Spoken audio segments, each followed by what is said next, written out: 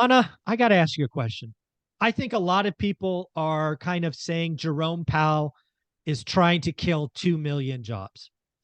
And frankly, I think that's a step too far. I don't think Jerome Powell says I have to kill 2 million jobs to get inflation down. I will admit that Powell thinks that might be a second order derivative, but I don't think Powell's trying to kill the job market specifically. What do you think? Am I wrong?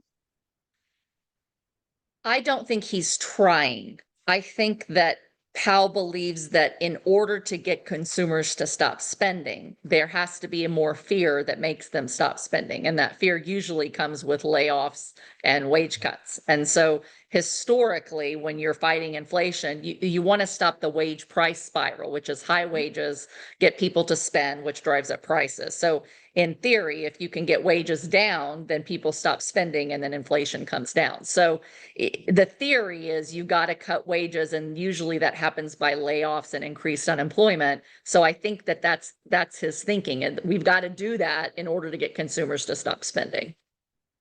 Yeah. Again, I think when you look at inflation, you know, I think I've shared this 100 times on the channel and we'll do it again, right? In my opinion, simply said, inflation really is too much money chasing too few goods. Right. Said another way, consumers are shopping. Yes. And history says that one of the ways to stop consumers from shopping, or FOMO, or whatever you want to call that, is to cause a recession and cause job loss. Right. Said another way, create fear. Right. So again, I don't think Jerome Powell is purposely trying to cut jobs. I think he would like to see the consumer pull back. Right. I think he is trying to create some fear. Again, he Jackson Hole meeting 6 months ago. His presentation in front of Congress last week was meant to scare people. People Absolutely like hawkish. BlackRock. Yes. BlackRock bought it. BlackRock listened to the speech. BlackRock came out and said he's going to 6%. And I said the next day, are you freaking kidding me? There's no way he can go to 6%. Then, of course, we have a banking crisis and we're not going to 6%. But Right. a lot of people bought that story. He's Right. trying to create, his voice is one of his two tools. He has this open market meeting every 6 weeks or so, and his voice. And he's trying Right. to scare people. Now, of course, True. we just had a banking crisis, which, oh, by the way, as we talked about in video number 2, might cause the fear that Jerome Powell was looking for. What does that Right, mean? because here's the thing, the market's called his bluff before. So he kept talking hawkish and saying, I'm going to raise rates, I'm going to You're raise not rates. listening. You're not Nobody listening. believed You're him. not listening. So the Exactly. market rallied, jobs were doing well, consumers continue to spend because they're just saying the Fed's going to pivot, we're going to have the Fed bailout, so we're just going to keep going. We don't believe him. So he had to get really hawkish for a really long time and keep raising rates to get them to go, "Oh no. He's He's serious. serious." Right? And so and you've seen it. I mean, was it Meta laid off another 10,000 people Yep. yesterday? Like Correct. all of a sudden they're going, okay, he's serious. We're going to keep going higher. And there's not enough fear in either consumers or companies. I think Friday, some of that changed. Yeah, Friday, the weekend. I think it's going to get worse. Again, you and I are calling this far more similar to the S&L crisis, which is bad because it's a decade in duration and it's lots of little crashes all over the Right. place. You just never know where they're coming. So I do think the consumer was dented. And again, not that Jerome Powell would be thankful of a bank run, but he's going to be thankful that consumers are going to stop shopping, which will just naturally pull on inflation. And the biggest example, if you want to go look what happened to oil the last 3 days. It's down Right. like 10% or something. Right. Again, folks, And you can look companies at are indicators. laying off. Companies are laying off. They're finally saying we may be in for some tough times and we've got to batten down the hatches. And although we started to see a start of layoffs, I don't think they're anywhere near over. I Of think we course. still will have layoffs, but maybe because of two different fears at the same time now, both inflation and financial system meltdown, banking meltdown, et cetera. Now there's so much uncertainty that it's going to get both consumers and businesses alike to say, we got to stop the spending. We got to slow this thing down. So I Yeah. think he's winning to that extent that I he's finally created that, the fear on Wall Street and Main Street consumers alike to all say, we need to slow this thing down. and again, the biggest part of all this, the thing that I've been begging for, wishing for, trying to get to was the terminal rate. Folks, Right. we are really close. Hmm. We are one, maybe two meetings away from the terminal rate. I've been calling the terminal rate 5% forever. I'm not changing. We're one or two meetings from that. And that's great news, in my opinion, because once everybody knows the floor, the ceiling, whatever you want to call it, we can start to work our way out of this. Right now, there's just 7 days ago, BlackRock was talking 6%, which I was like, are you freaking kidding me? What are you doing? But now I think we're all back to 5%. Yeah, we're at the place that you and I've been talking about for a while. The Fed is going to continue to raise rates till they see CPI come down or until something breaks. And both of those things are happening concurrently, right? It just happens to be the week that CPI looks like it's starting to come down is the same week that things are starting to break and they're going, okay. So I think that this definitely slows any major higher increases. I think it says, one or two more meetings and they probably are going to pause, in my opinion. And then if something breaks bad enough, they'll pivot at some point. But yeah, I think where we are, for all the doom and gloom and all the fear out there, we should see the silver lining that says things are starting to normalize, I hope. And hopefully all the uncertainty about where are rates going to go, how high are they going to go? I think some of that uncertainty has gone away because we know they can't go a whole lot higher. Yeah, they're just about done, which is, again, for an investor, for banks, frankly, that is a great thing because now you can start adjusting your spread because you have confidence about your risk. There's actually a question I have, and you may not know the answer to it, but I want to throw it out there. You have undoubtedly heard about the consumer savings rate being at or near a record low. Yes? Yes.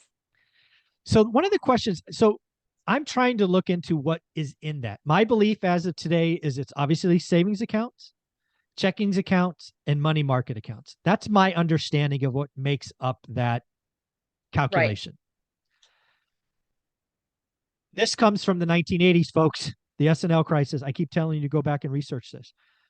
Anna, you may know this, but I'll share it for the audience. Very much like today, people were not happy with what they were getting in the banks for a interest rate. Right. So what did they do in the 80s?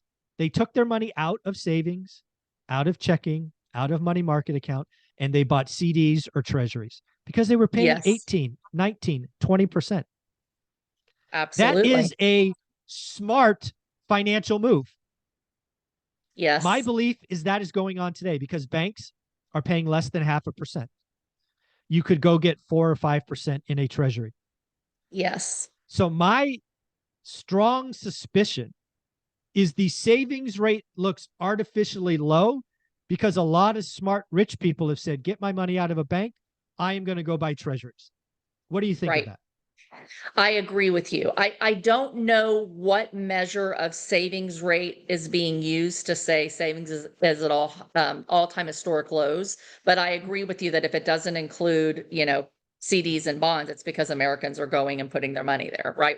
We had a U.S. Treasury Direct website down for days because of the amount of people that went to go buy I-bonds, right? Now they're going out and they're buying securities. So the actual savings, I think, is coming up where we've had this historically low rates for so long, it incentivized investing instead of savings. Now we're suddenly in this shift where it's like investing is risky and savings is at a higher rate than what we've seen in 15 years. So you might as well go park your money in, a bond or a treasury rate. So I think we're going to see the official numbers of people that are saving money go up if they include CDs and bonds, and otherwise they'll go down if it's just looking at checking accounts and banks. And again, that's smart financial management, right? But it's being positioned as all this doom and gloom, right? Savings is down. Okay, great. Liquid savings, but treasuries, you can sell those anytime. And oh, by the way, for the other thing to realize, and you know this, but the audience may not,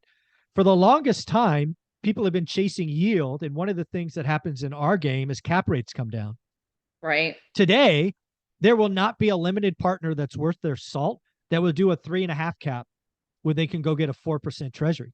They were doing those the last 2 years. Absolutely. They're doing it today. Nope. Risk-free rate of return is now 5%. Exactly. Right? So why would you buy anything lower than a 5 cap? Now, if there's reasons. There's reasons if you can force appreciation, right? Yeah, but in terms of buying an asset, like I Yeah. thought about yesterday, some of my friends who sold, they're older and they got out of multifamily and they bought at 3 and 4 caps, Dollar General stores and Hmm. Conocos and CVS triple net leases that made 4 or 5%. Well, today that doesn't look so good, right? Because Oh, treasuries are 4 to kick it 5 and over to there's no Treasury. risk Yeah. of your tenants leaving and not paying and repairs and build outs and all that kind of stuff. So, things have changed quite rapidly and it's going to cause that risk premium to go up for all assets if treasuries stay up for very long. And what does that mean? That means more savings, more cash, more liquidity. Yes. It won't be counted in the savings number because, again, it's Right. checking savings money. It'll be in treasuries or CDs. And I think the media is missing that. I think it's Yeah. I think it's prudent financial management to frankly go get a risk-free rate of return. I think this Right. is going to cause commercial real estate and lots of places to reprice, right? CMBS is in trouble. We're seeing office buildings retrade at huge discounts. But Yeah. this is all part of the process. But again, I think the cash balance or the liquid consumer is far better than being what's being reported on this. Hey, their savings rate is 3%. I'm like, guys, go back and look at the 80s. The same thing happened. Right. Right. Yeah. It'd be interesting. I'd love to see the actual stat on the number of bonds and treasuries that have been bought in the last year. Yeah.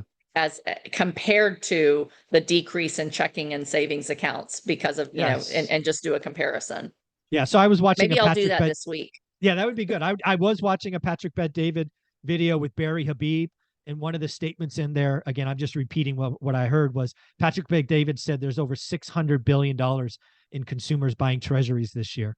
That's coming out of Wow. savings into treasuries. It's all liquidity, but it's not counted here. It's over here. Right. Again, I'm just repeating a Yeah. number I heard, but we should probably 600 research billion that. is a big number. Yeah. Yeah, especially when you say, hey, the consumer's only got 900 billion left, right? That's what I keep hearing. Well, if you add the six, that's almost a double. Right. So Right. it's not as dire as people are making it out. And again, I think people conserve. I think Powell is winning on inflation. I think he doesn't have to go as high. I think we're almost at a terminal rate. I'm excited by what's coming.